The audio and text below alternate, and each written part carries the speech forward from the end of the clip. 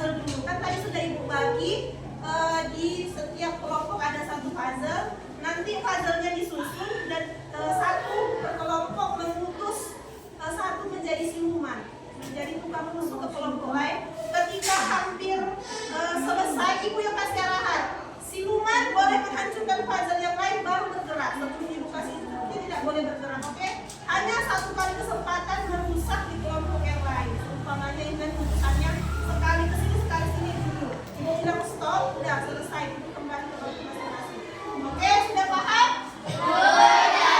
Oke, waktunya Ibu kasih 5 menit. Keluarkan puzzle-nya. Udah dikeluarkan? Sama-sama berdiri di sini, sama-sama berjalan di sini. Oke, 1, 2, 3 mulai. Kerjakan sama-sama bekerja untuk puzzle-nya. Bisa Ibu.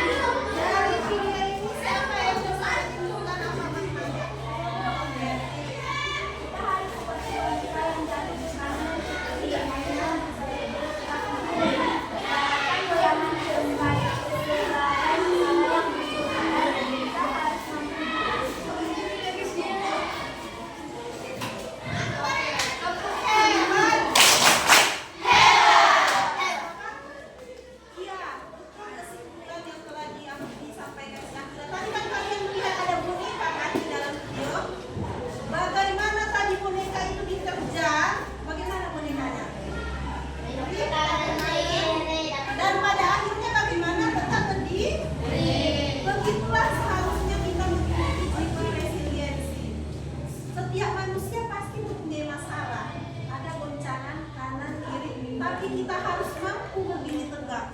Tadi kita ibaratkan boneka itu. Tadi kan dia bilang, his life look like me katanya. Boneka itu mirip seperti saya. Ketika dia diterjang dengan pukulan tadi jatuh, kita harus bangkit berdiri.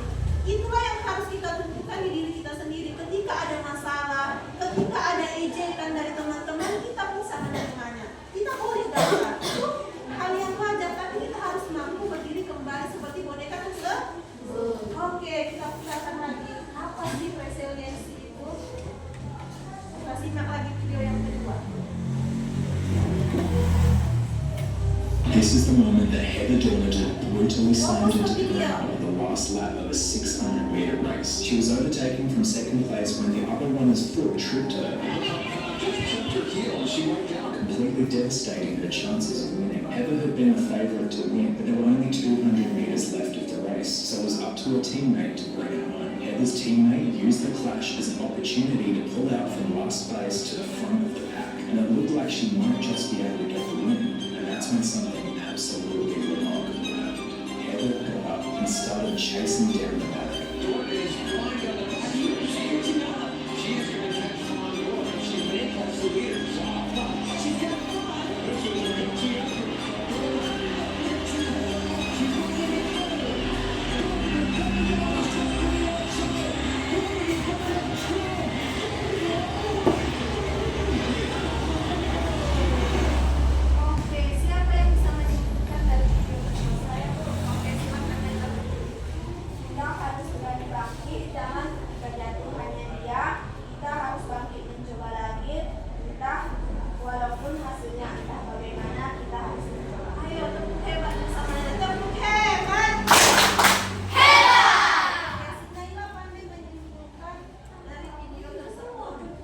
Video tersebut kan tadi ada seorang pelari perempuan, dia jatuh.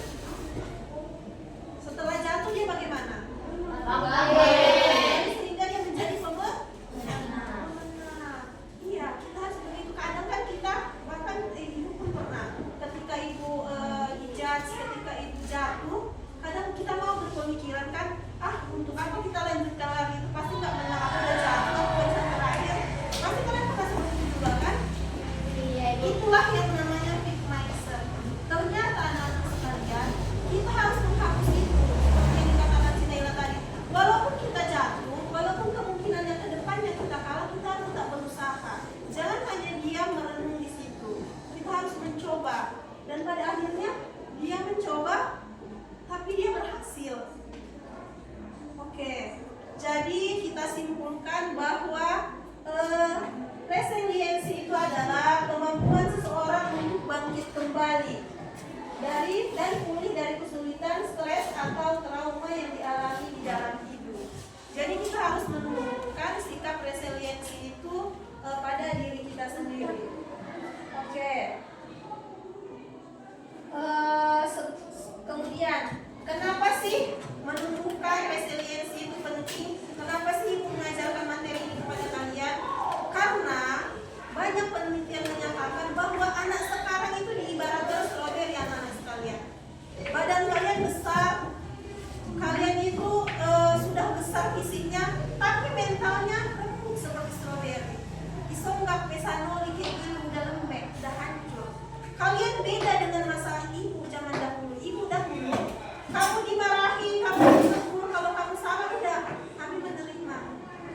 kami tetap kuat, tapi beda dengan anak-anak sekarang. Dimarahi saja, bentuknya saja yang cantik seperti stroberi, tapi ketika dirembukan lembut. Itulah mental anak sekarang, pemikiran anak sekarang berbeda, sehingga pembelajaran resiliensi ini perlu. Sebagai contohnya, di sekolah-sekolah banyak ibu ambil di sini. Siswa SMP bunuh diri saat HP-nya disita. Padahal masalah sepele. Ada orang, anak-anak yang hanya disita orang tuanya, tidak dibolehkan main HP karena berlebihan, malah dia bunuh diri. Itulah kenapa kita harus menunjukkan sikap resilient. Itulah, oke. Selanjutnya, apa sih yang mempengaruhi sifat resiliensi ini? Kayak yang tadi video yang kedua yang terlalu. Kita harus menumbuhkan trauma kita, pemikiran terbuka. Jika ada masalah, kita jangan hanya diam berlarut-larut, tapi kita harus berusaha mengatasi. Oke. Kemudian ibu kasih cerita ya. Di sini ada contohnya si A dan si B.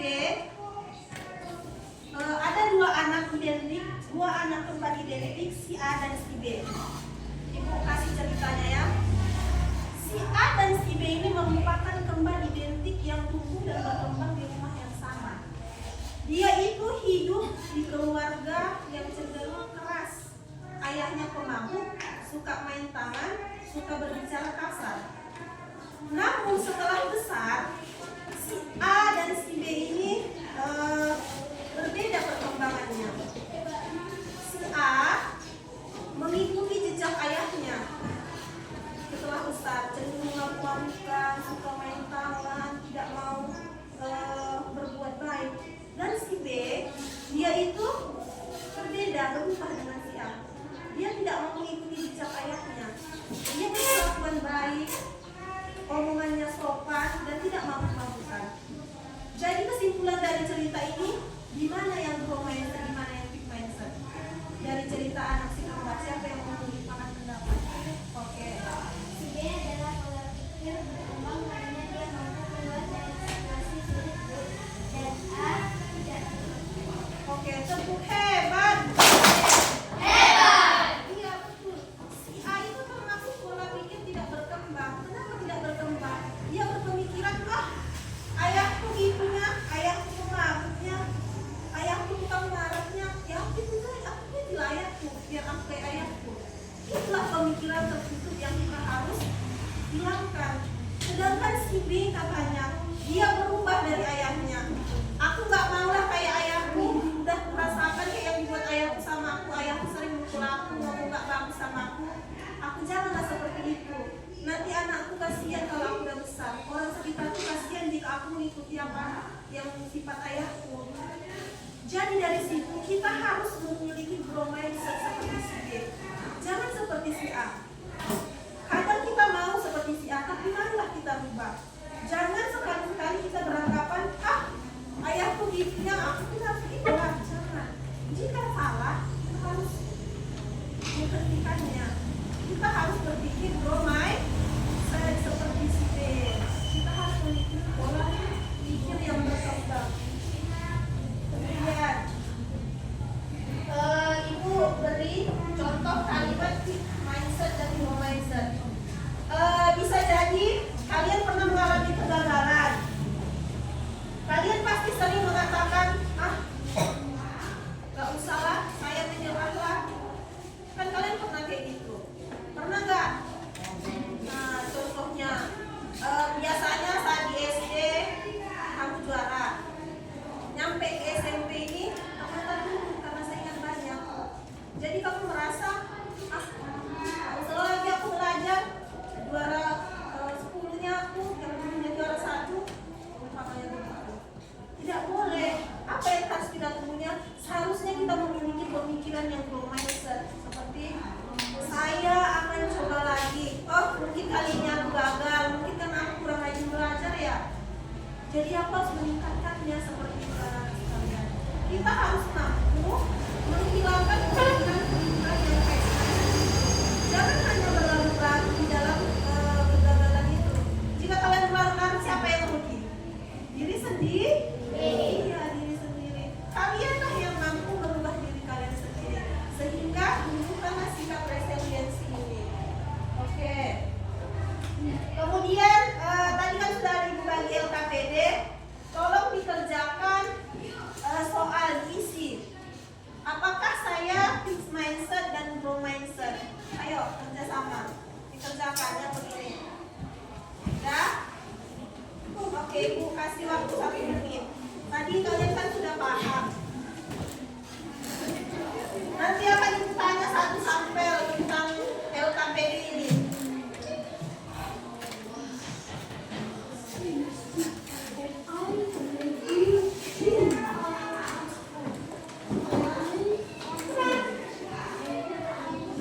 Oke?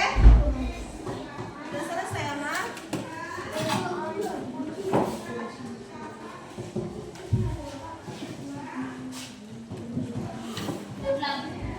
Oke, untuk mempersingkat waktu udah. Ibu ambil sampai acak aja. Siapa yang mau menjelaskan yang pertama? Saya percaya bahwa kecerdasan dasar saya adalah sesuatu yang tidak dapat saya ubah terlalu banyak. Siapa yang mau memberikan pendapat dari situ? Oke. Adanya kecerdasan dasar bisa diubah bukan hanya sedikit, tetapi bahkan jika semakin dikembangkan akan semakin maju. Oke, berarti itu fight night. Ya, tepuk hebat. Oke. Iya, yang jawaban si Amal itu benar. Jawaban nomor 1. Yang lain apa jawabannya? Salah kalian buat? Salah kan? Oke, jawabannya sama, berarti sudah mengerti. Itu termaksud fight mindset. Sama seperti yang dikatakan si Amal, bahwa kecerdasan itu bisa diubah. Ibaratkan bahkan jika kita gali terus menerus itu bisa makin besar, makin berkembang. Oke. Di sini kita next aja ini, kemudian kita maju ke sini. Coba dilihat, karena mati lampu coba dilihat. Ini ada gambar burung, bagaimana? Ditendang Ibu? Ya, lihat. Udah nampak anak burung ini? Sudah? Anak burung ditendang ibunya. Sebelum Ibu jelaskan, dari gambar ini kalian secara sekilas kalian gimana gambarnya? Ibunya tega kan bapaknya? Tega kan ibunya? Masa anak sendiri ditendang? Sebenarnya bisa beranggapan seperti itu kan? Tapi sebenarnya anak-anak, di balik cerita burung ini, kita ceritakan tentang kehidupan burung. Apabila sudah masuk waktunya burung untuk bisa terbang, ibunya akan menendang anaknya ke bawah supaya pandai mengepakkan sayap. Ini kan ada tulisannya tega tambah S, tegas bukan tega, tega plus sayang. Dia melakukan itu karena sayang.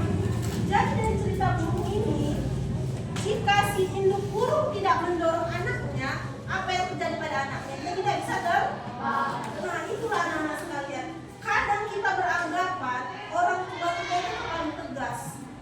Jangan keluar malam sampai jam segini harus belajar. Mama ini aku masih mau main. Jangan main HP terlalu lama belajar. Nah, banyak kali aturan mama ini. Sebenarnya itu bukan tega namanya anak-anak sekalian. Itu adalah tegas tanpa sayang. Itu ketegasan yang diberikan orang tua kasih sayang. Tapi kalian selalu beranggapan ibu kalian itu tega. Tapi sebenarnya anak-anak sekalian itu adalah tegas. Itu untuk kebaikan diri kalian sendiri. Jadi marilah kita mengubah pola pikir yang fixed mindset menjadi growth mindset itu anak-anak sekalian. Apapun yang dikatakan orang tua itu adalah hal baik, sama seperti ceritanya ibu guru. Kita beranggapan sekilas itu adalah hal-hal tega. Tega kan mama aku dibuang kasih bentarnya aku main, padahal sudah lama. Sebenarnya itu tegas bukan tega. Itu demi kebaikan kalian sendiri. Jadi dari cerita burung ini semoga kalian bisa berubah ya. Bisa berubah? Bisa, Ibu. Oke. Kemudian di LKPD kan ada teknik burger. Tadi kita sudah mempelajari tentang resiliensi. Kemudian anak-anak sekalian, semisalnya Kita kan pasti punya teman, ada teman yang berbuat salah. Biasanya kita menegurnya bagaimana? Langsung marah-marah kan?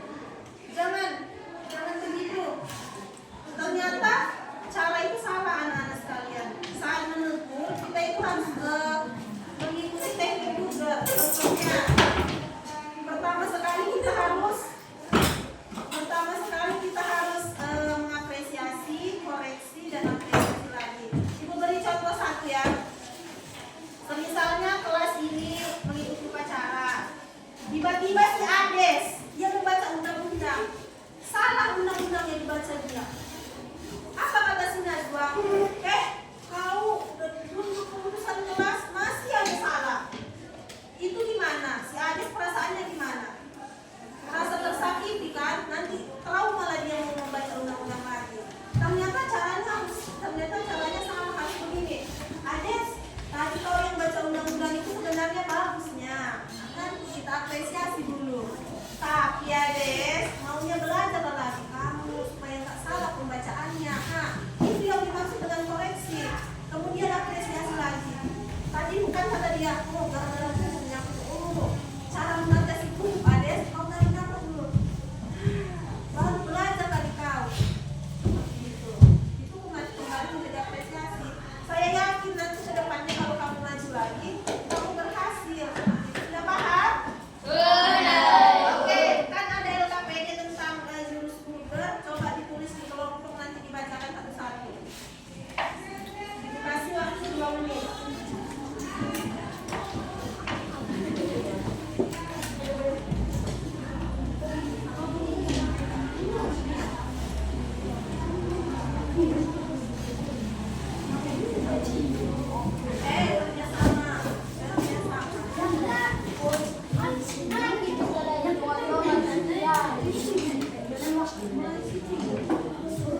Nanti satu urusan kelompoknya membaca ya. Ya. Apa apresiasi, apa koreksi, apa apresiasinya lagi. Oke, kelompok siapa yang mau duluan membacakan hasilnya? Oke, kelompok berapa? 1. Oke, silakan dibacakan. Wah, kamu banyak ya. Tapi kita lebih baik hanya satu. Tapi kita yang beri akan mengambilnya. Saya yakin kamu bisa merubah sikapmu itu. Semangat. Oke, tepuk hebat. Kata si Jaka tadi ada temannya yang suka kamu hina. Jangan langsung dimarahi panangko. Ternyata kata si Jaka, pertama sekali apa tadi apresiasinya? Oh, coba ibu lihat jawaban kalian. Oh, katanya si Jahra pertama, wah pena kamu banyak ya. Sebenarnya ini tapi mengapresiasi. Tapi kita lebih baik punya satu. Tapi kita punya sendiri, beli sendiri, bukan mengambilnya. Itu koreksinya. Kemudian saya yakin kamu bisa merubah sifatmu, semangat, apresiasi. Benar. Ayo lu tepuk hebat lagi sama kelompok 1. Tepuk hebat. Semua udah selesai? Coba dibacakan. Ada teman suka berkata kasar. Sebenarnya kata-kata baru biasa, tapi diucapkan di tempat begini salah. Seharusnya gunakan kata-kata baik. Saya yakin pasti kamu bisa berubah. Semangat untuk berubah ya. Oke, tepuk hebat. Baca. Kalau contoh dari kelompok 2, ada teman-teman yang suka berkata kasar. Kemudian diapresiasi, sebenarnya kata-kata kamu biasa. Sebenarnya menyindir itu luar biasa kata-katanya kan. Tapi diucapkan di tempat begini salah. Seharusnya gunakan kata-kata yang baik. Saya yakin pasti kamu bisa. Oke, bagus. Yang kelompok terakhir, ayo. Coba dibacakan. Ada teman suka berisik atau bernyanyi saat pelajaran dan teman terganggu. Suaramu bagus sekali, tapi tempatnya tidak pas karena kita sedang belajar. Kamu ikut saja ke kelas seni agar bapakmu kamu bertemu. Oke, tepuk hebat. Iya, contohnya ini bagus. Kadang kan sering orang ribut. Makin dibilangin makin ribut. Ternyata kita harus menggunakan teknik wah suaramu bagus ya, tapi penempatannya kurang tepat, jangan saat belajar. Kamu ikutilah les menyanyi katanya. Ikutilah gimana kelompok-kelompok penyanyi supaya bakat kamu terasa. Oke, dari semua pembelajaran ini, siapa yang mau bisa menyimpulkan? Oke, apa Karina? Kami akan mengembangkan arau di dan akan menemukan tiap resiliasi dan saat mengukir teman menggunakan teknik burger yaitu apresiasi, koreksi, apresiasi. Oke, tepuk hebat.